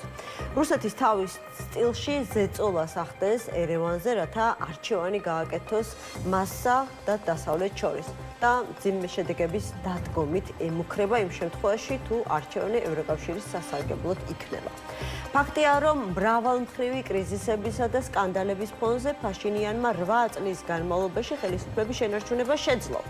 მართველი პარტიის გარდა, სომხეთის საპარლამენტო არჩევნებში 18 პარტია მონაწილეობს, თუმცა მის ყველაზე რეალურ კონკურენტად პრორუსი ოლიგარქი სამუელ კარაპეტიანი სახელდება, რომელიც მართალია ფართოდ უღიმი სამომრჩევლო საარჩევნო ბანერებიდან, თუმცა სამაგი მოქალაქეების გამო არჩევნებში თავად არ მონაწილეობს. მისი პარტიის ძლიერი სომხეთის საარჩევნო სიას მისი ძმისშვილი უდგას სათავეში. სომხეთი ახლა ალბათ პირველად იქცა გეოპოლიტიკური ოფრთაბრძოლის არენად.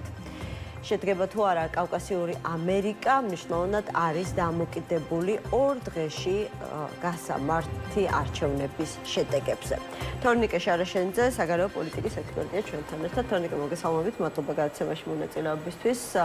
ბოლო ინფორმაცია ასეთია, რომ რუსეთმა საკუთარი დესანტი გადასხა სომხეთში, საუბარია ორმაგი მოქალაქეობის მქონე ადამიანებზე, რომლებიც ბოლო რამდენიმე დღის განმავლობაში ჩავიდნენ სომხეთში არჩევნების შედეგებზე ზეგავლენის მოსახდენად, როგორ ფიქრობთ, შეძლებს ამ ვითარებაში გამარჯვებას ნიკოლ ფაშინიანი? კი, შეძლებს. ეხლა ეგ არ არის რეალურად მან სათუო და მაგაზე ბევრი მსჯელობა ალბათ არ უნდა მიდიოდეს. შეძლებს, მაგრამ თავარი არის მე რას აპირებს, ხო? იმიტომ რომ ეკონომიკური დამოკიდებულება რუსეთზე არის, მე ვიტყოდი, დრამატული. მათ შორის ენერგოდამოკიდებულება ყველაზე მნიშვნელოვანი და თუ გაუძვირებ რუსეთი ჩვენი ერთ დღეს გაზს და ეხლა ეს მას ეხერხება. გაურკვეველია მე რას აპირებს. ეხლა კითხვა რომ ეხლა როცა რუსეთმა გააჩერა ხილის შესყიდვა და ყვავილების შესყიდვა, რომ თქვა რომ გადავლაგოთ მისამართი ევროკავშირშიო ხო. ეგეც ცოტა ისე მეეჭვია მართალი ითხრა ევროკავშირთან საქართველოს აქვს 10 წელიწადია თავისუფალი ვაჭრობის რეჟიმი და ჩვენ ვერ შევავს ესე მარტივად ვერაფერი და იმიტომ სტანდარტიზაციის აბსოლუტურად სხვა მოთხოვნებია. მე არ ვიცი ამ თვალსაზრისით რა ხდება სომხეთში, მაგრამ ეჭვმეპარება რომ ზედმიწევნით ევროპულ სტანდარტებს მიესადაგებოდა. ასე მარტივად არ არის, ხა რუსეთში არ შეგატანეს და გადარეკოდე ხა შენ შეიტანე, ვერ დაურეკავი ვერავის, რომ მიდი ხა შენ შეიტანე. ანუ ძალიან მძიმე დღეები დაუდგება ფაშინიანს იმაზე უფრო მძიმე, ვიდრე მაგალითად მის წინააღმდეგ ყარაბაღის საკითხთან დაკავშირებული პროტესტი იყო. წინააღმდეგ არაფერი არ იყო, იმიტომ რომ ხა როგორ ჩანს, მას შემდეგ რაც მეორე ყარაბაღის ომში სომხეთი დამარცხდა და ხა საშინელი დანაკარგი ნახეს. დაკარგა ხალხმა ხალისი ამ ყარაბაღის გამო კიდევ სხვებთან დაპირისპირების და ამიტომაც ეს გადააგორა ფაშინიანმა. ხო, მაგრამ ხა ეს სამწუხარო ის არის, რომ ეს ჩაკეტვა ბაზრის ყვავილები და რაღაც ხილი და ასე შემდეგ, ეს მხოლოდ მოსინჯვაა, მინერალური წყალი კიდევ, ხო, მოსინჯვაა და მთავარი დარტყმა იქნება გაზის გაძვირება და აი უკვე სომხეთს ალტერნატივა არ გააჩნია. ხო. იმიტომ რომ იყო ოდესღაც აზერბაიჯანიდან მიმავალი გასცადილი, მაგრამ ის დიდი ხანია აღარ მუშაობს და იმ აღდგენას დრო ჭირდება ეს ერთი და მეორეც ახლა აზერბაიჯანს ახლა გადასარევი გარიგება აქვს ევროპასთან, იყიდის ჩვენი ფაში გაზს, ხო, ჩვენი გავლით სომხეთს აბაში მისცემს ჰუმანიტარული დახმარება რომ გაუწიოს მაშინ სომხეთს რომ მისცემს უფრო ნაკლებ ფასში ვიდრე ევროპას. და ამაზე ძალიან დღემდე აზერბაიჯანი ხელს არ აწერს სომხეთთან სამშვიდობო ხელშეკრულებას, ეს ძალიან მნიშვნელოვანი თემაა. დღემდე და რა თქმა უნდა ეს სომხეთისთვის არ არის ეს არანაირად ეს სომხეთს ამას ესე ვთქვათ არ ახარებს არანაირად, იმიტომ რომ არ უწერს ფაქტია ჯერჯერობით ის ხელს, თერორი პირობებს უყენებს. ერთ-ერთი პირობა იყო აი ეს ზანგეზურის თუ სუნიკის თუ ტრამპის კორიდორის მშენებლობა. ამას სომხეთი დათანხმდა იმ სოუსით რომ აი ამერიკელები შემოვლენ. ეს იყო კარგი გაწყვეტილება სომხეთის მხრიდან ამერიკელების შემოყვანა, იმიტომ რომ რაღაც უსაფრთხოების გარანტიასავით არის, ხო? მაგრამ ხა რამდენი დაშენდება ეს კორიდორი? მაგრამ დაიწყება კორიდორის მშენებლობა საერთოდ, მაგრამ იმიტომ რომ სანამ მიდის ხა ამერიკასა და ირანს შორის მოლაპარაკებები, ეს კი სათუო, იმიტომ რომ კორიდორი და ირანის საზღვართანაა და ირანს ეს კორიდორი არ აწყობს არანაირად. ასე ეს კორიდორი ოდესმე თუ აშენდება, როგორ აშენდება, რას გაატარებს რკინიგზას, რა ვიცი, ეგეც გაურკვეველია ჯერ. ხო, თუმცა ჩვენ ვნახეთ, რომ სულ ცოტა ხნის წინ სომხეთში გაიმართა სომხეთ-ევროკავშირის სამიტი, ხო? ემანუელ მაკრონი იყო ჩასული ევროკავშირის სხვა პირველ პირებთან ერთად. ტურნეც კი, ქალბატონი ურსულად, ტურნეც, ანუ ეს იყო აშკარა ესეთი ღია დემონსტრირება ფაშინიანის მხარდაჭერისა. ხო და როგორც ჩანს, სხვა რამეშიც აქვს, ანუ რუსეთის ზეწოლის შემთხვევაში აქვს მხარდაჭერის იმედი. უნდა გადაითვალოს პოლიტიკური მხარდაჭერა ეკონომიკურ ფინანსურ მხარდაჭერაში, ხო? ეხლა გუშინ იყო თუ გუშინ წინ ინფორმაცია რომ რუსეთთან ჩაიკიდათ ბაზარი ყვავილების და ხილის და 50 მილიონი ევროს მოგცემთ. 50 მილიონი ცოტა ხანი ეყოფათ, მაგრამ რამდენი ისე და ისე გაზზე, აი გაზზე რა შეიძლება მოხდეს. ანუ ხელში რუსეთს ჯერ კიდევ სომხეთთან მიმართებაში ბევრი ბერკეტი უჭირავს. ჩვენთან მალოხებს არ უჭირავს, იმიტომ რომ გაზი ჩვენ აზერბაიჯანიდან შემოვდის დიდი ნაწილი და გაზპრომიდან ცოტას ვიღებთ კიდე რაღაც ნაწილს, ხო? ასე რომ აი ეს ბერკეტი რომელიც ჩვენთან მიმართებაშიც ქონდა, სომხეთთან მიმართებაში უჭირავს ხელში, ძალიან სერიოზულად უჭირავს ხელში, პლუს ამას ემატება რომ ხა სომხეთს გასვლელი გარე სამყაროზე საიდან აქვს? ჩვენგან რეალურად არა, იმიტომ რომ იქით თურქეთი, იქით ირანია, აზერბაიჯანია და იმათთან ბოლომდე დალაგებული ხო არ არის და ირანი კიდე იზოლაციაშია ომშია. ხო და ჩვენ ვართ თავარი ის თქვა მისთვის გასვლელი გარე სამყაროზე იმედი ესა და არ არის სახარბიელო პაჩინელის მდგომარეობა ამდენად ამ სიტუაციაში. კი არჩევნებს მოიგებს, მაგრამ მე რასაპირე სამ დღის ის ვაშორის პუტინთან საუბარი ქონდა, მადლობები უხადა. ანუ ცდილობს როგორც ჩანს რომ ბოლომდე გარდაწვას ხიდებით, მაგრამ რუსეთი აწובה, იმიტომ რომ აღწყვანილად არ იციან ახლა მოქცევა ხო, ჩვენ თავზე გამოგვიცდი ასევე ეგურიქცევიან ისინი ასეთ დროს. ხო, არა, ღია მუქარა მიიღო მათ შორის ვიცით მედვედევისგან, რომ ამას მოჰყვება ძალიან მძიმე ნაბიჯები თავად სომხეთისთვის და არა მხოლოდ ენერგორესურსების შეზღუდვა, სხვა რა შეიძლება იყოს. ხო, ვიცით რომ რუსეთს სომხეთში განლაგებული აქვს საკუთარი სამხედრო ბაზა. ნუ ამ გონი ხე ბაზამ ესე უმიტებიტაბერ დაიწყოს ხა, მაგრამ მედვედევი ცოტა რა თქმა უნდა ხა შესულია როლებში და მაგრამ რეალისტური და ყველაზე მძიმე იქნება გაზიაროთ რა, ისე და ისე. ხო, მე რა ვიცი, მაინც ვფიქრობ, რომ არ მიეღო მყარი გარანტიები ერთის მხრივ დასავლეთისგან. აი, არ ვიცი თონიკა, ძალიან მიჭირს ახლა რაღაცა ახლა დეტალებში შესვლა, მაგრამ აი ასეთ ღია კონფრონტაციაზე წასვლა, მაგრამ მეორეს მხრივ თუ შენი მოსახლეობის ეს ხომ რეფერენდუმი იქნება რეალურად ზეგინდელი არჩევნები. თუ სომხეთის ამომრჩევლის უმეტესობა მხარს დაუჭერს ფაშინიანს და ბოლო კვლევები სწორედ ამას ცხადყოფს, 38% იყო მისი ნდობის რეიტინგი, მაშინ როდესაც აი ამ კარაპეტიანს მის ყველაზე რეალურ კონკურენტს მხოლოდ 8% ჰქონდა მხარდაჭერისა წინასწარი გამოკითხვების შედეგად. ანუ რეფერენდუმით სომეხი ხალხი კიდევ ერთხელ დაადასტურებს, რომ მათ ისინი ირჩევენ ევროინტეგრაციას, ანუ შესაბამისად მაშინ მზად არიან ამ მძიმე შედეგებისთვის, რაც შეიძლება რუსეთის ქმედებებს მოჰყვეს და ამ ღია მუქარას. რამდენად მძიმე შედეგისთვის არიან მზად, ესა საკითხავი, ხო? რამდენად მძიმე შედეგისთვის მზად? რამდენად გაიძვიროთ? რამდენად აპირებენ, ესე ვთქვათ, დიდხობზე აპირებენ წავიდნენ. თუ ერთმან უკრას ხობლი დაჭიდეთ, საერთოდ ვთქვათ, კი მე კი ცუძამის კი რუსურებ, მაგრამ აქ ერთი თემა კიდე ხა ევროკავშირში სომხეთის ინტეგრაცია ხობერს ავიწყდება, რომ ევროკავშირი არის ეკონომიკური გაერთიანება. კი ბატონო. ხო, და შესაბამისად ხა ქვეყანა ევროკავშირში შევიდეს, რომელსაც განსხვავებით ჩვენგან შავი ზღვაც კი არ აკავშირებს ევროკავშირთან. არ არის ესე მარტივი. არა, კი არის ეკონომიკური გაერთიანება, მაგრამ არც ერთ ევროკავშირის ქვეყანაში, როგორც ვიცით, ომი არ ყოფილა, ხო? ეგ სხვა ამბავია კიდე, ხა, იმიტომ რომ ევროკავშირის ქვეყანებში იყო და ნატოში არიან, ვერასდროს თავს ვერ ავიდნენ. ეგ უკვე ნატოს სამსახურები უფრო ევროკავშირის. რომ ომი არ ყოფილა რეალურად. ხო და ევროკავშირიდან საზღვარი რო არ ქონოდეს, ეგ ქვეყანა მიიღოთ, მათ შორის ჩვენ სამწუხაროდ ჯერჯობით პერცენტი არ არსებობს, ეს არ არის მარტივად. ყველაზე მარტივად ეხა საქმე ამ მხრივ აქვს მოლდოვას, იმიტომ რომ ოდესღაც ეს მოლდოვა რაც არის, მოლდოვა რაც ქვია, ისტორიული მოლდოვას სიანდურეში რომელთის ნაწილია. რომელმე ჩამოაჭრეს, მერე მიაწებეს ნესისპირეთი და დაარქვეს მოლდოვას რესპუბლიკა. და შესაბამისად ამობენ ამას პიტაბი ლაპარაკობენ ბოლო პერიოდში 3 დღეს ლაპარაკობს რომ რეფერენდუმი და გავერთიანდებით ისე დაბრუნდებით რომინეთშიო, ხო? და მით უმეტეს ყველას ორმაგი მოქალაქეობა აქვს. და არჩევნებს რომ სანდუ იმის ხარჯეიღებს რომ გასული ვინცა უცხოეთში იზრდება ხმას და იმის ხარჯეიღებს ხოლმე. საქართველოს სამწუხაროდ არა ევროკავშირთან საზღვარი, ხა თურქეთი რო იყოს ამენგეთ ევროკავშირში ჩვენ სულ სხვა სიტუაცია ვექნებოდა, ხო? არ გვაქვს ეს სამწუხაროდ. და სომხეთს მით უმეტეს უჭირს ამ მხრივ. ასე რომ სომხეთი საქართველოს გარეშე და სომხეთში თვითონ აღნიშნავენ ამას პიტაბი თქვენ თუ ვერ შეხოთ ევროკავშირში ჩვენ მით უმეტეს როგორ უნდა შევიდეთ. ხო, საზღვარის არქონის გარდა ამ მოცემულობიდან გამომდინარე ჩვენი ევროკავშირში ინტეგრაციის პერსპექტივები საკმაოდ მძიმედ გამოიყურება. მეტიც აგერ გავრცელდა დღეს ინფორმაცია, რომ 11-ში ივნის დიალოგი გაიმართება ევროკავშირის საქართველოს და შესაძლებელია უვიზო მიმოსვლის შეჩერებაზეც კი იმსჯელონ. თქვენ გაქვთ ასეთი მოლოდინი, რომ შესაძლებელია საქმე აქამდე მივიდეს ან მიუშვას. ეს შეხედა რა არის, რომელშიც შარშამ შეხედა გაიმართა შოშოთვაშორის შარშამ მსგავსი შეხედაზე თავრობის წარმომადგენლები მიწურულები არიდნენ. წელს ამ შეხედაზე თავრობის წარმომადგენლები მიწურულები არიან. შარშამ გაცილებით უარესი იყო ურთიერთობა გაცილებით დაძაბული იყო ბრიუსელსა და ოფიციალურ თბილისს შორის.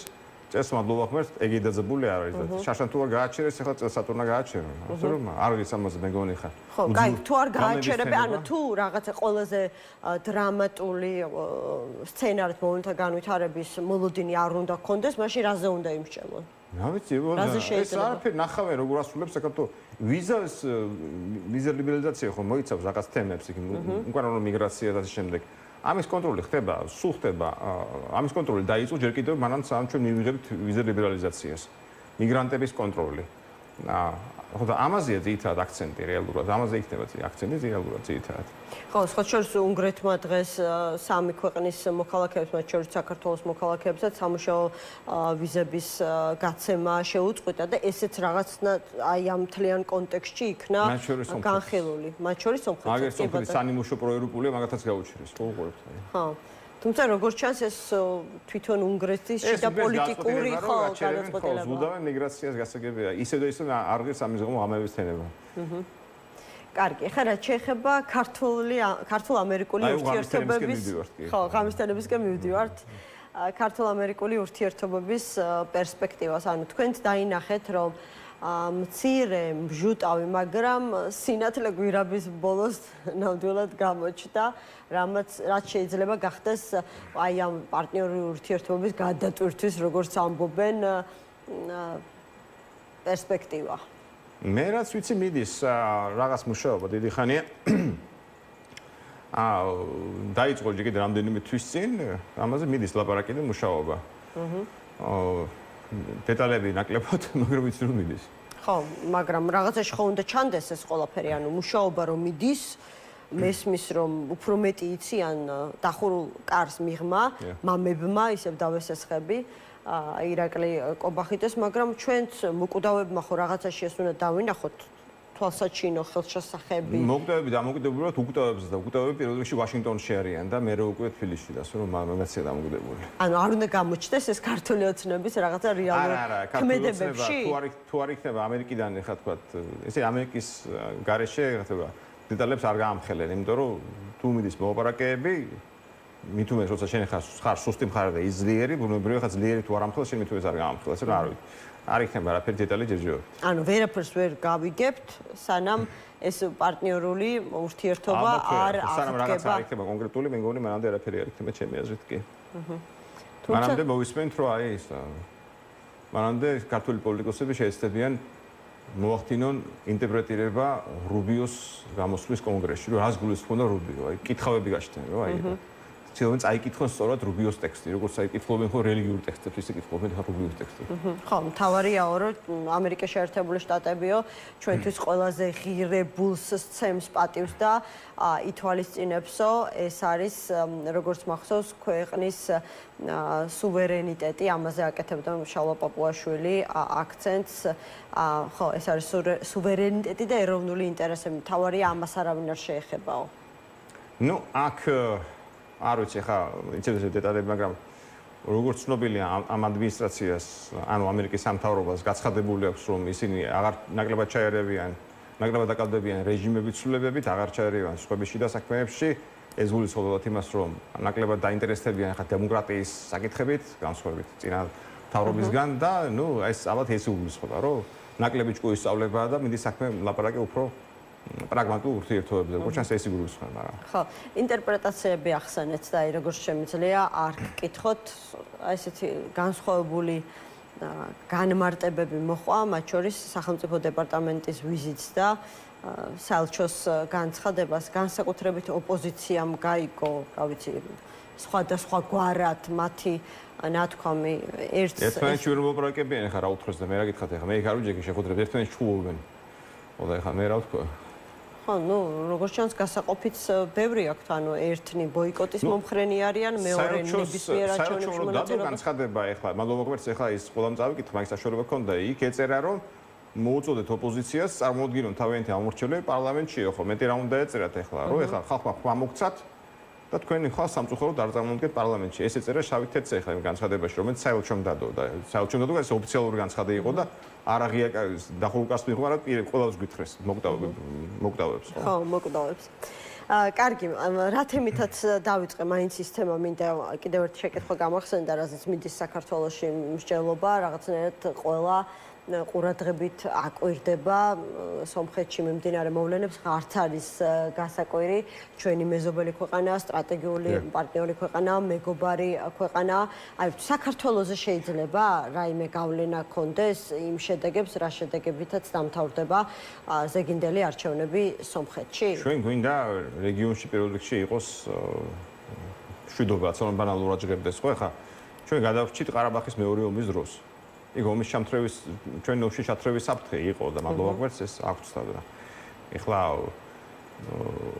მე იმედი მაქვს რომ ეს დასრულდა საბოლოო ჯამში კონფლიქტი აზერბაიჯანსა და სომხეთს შორის და ახალი რაღაცა უბედურება ცხადია ჩვენ არ გვაწყობს არანაირად იმიტომ რომ ეხლა ჩვენ გეოგრაფიამ გვარგონა ჰაბის კორიდორის როლი მაგრამ სამწუხაროდ ამ კორიდორს შეიძლება ვიღაცა მოინდომოს დაეპატრონოს როგორც სამხედრო კორიდორს ხო და ამიტომაც აი ჩვენთვის ცხადია და მნიშვნელოვანი ჩვენ ვართ ღარიბი ქვეყანა რესურსებით ჩვენი სიმდიდრე არის გეოგრაფია და გეოგრაფიულ რომ გამოვიყენოთ ჩვენს ინტერესებში უნდა იყოს ამისთვის რეგიონში სტაბილურობა სიმშვიდე და თანამშრომლობა აი აქეთკენ აი ეს გვინდა ჩვენ ეს რუსეთისგან მომავალი საფრთხე იგულისხმეთ როცა ეხა მე იმედი მაქვს ეხა მე მაინც ეჭვმება არაბები და ვერ ომი დაუწყოს ეხა სომხეთს რუსეთმა ეხა აქეთკენ არ მივიღოთ იმიტომ რომ იმდენი ბერკეტი უჭირავთ ხელში სომხების საუბედუროდ მათ რომ რა ვიცი ეხა რაც თქვი იმის გარდა ეხა რკინიგზა მათ ხელშია კი ბატონო თელეენერგოს სექტორი მათ ხელშია თითქმის ყველაფერი ჩაიგდეს ხელში თავის დროზე ელექტროქსელები ყველაფერი მათ ხელშია ეს დაუჯდა სომხეთს თავის დროზე ის რომ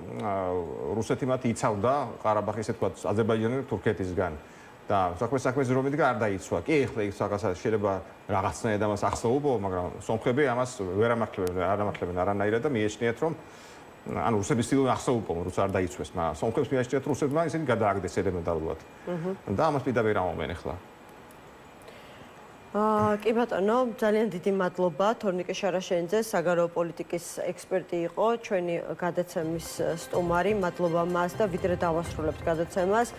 პროკურატურა ავრცელებს განცხადებას, სადაც ნათქვამია, რომ პროკურატურა არავის მიმართავს საპროცესოს გაფორმების თხოვნით ან მოთხოვნით, უწყება რეაგირებს ბრალდებულების კონკრეტულ განცხადებებზე, რომლითაც ისინი აღიარებენ დანაშაულს და ითხოვენ საპროცესოს გაფორმებასო, ესე საინტერესოა, რაში დაჭირდა საქართველოს პროკურატურას ამ განმარტების გაკეთება, როგორც ჩანს ამ შემთხვევაშიც საპროცესო 4 ოქტომბრის ფიგურანტებთან 4 ოქტომბრის საქმის ფიგურანტებთან დაკავშირებით საპროცესო შეთანხმების გაფორმებას მოყვა სხვადასხვა ინტერპრეტაციები როგორც ჩანს ეს გადაწყვიტა რომ ეს საკითხი დაეზუსტებინა პროკურატურას. მადლობა, სულ ეს იყო ამ დროისთვის, გადაცემა 360 გრადუსი დაგიბრუნდებათ უკვე ორ შაბათს დროებით.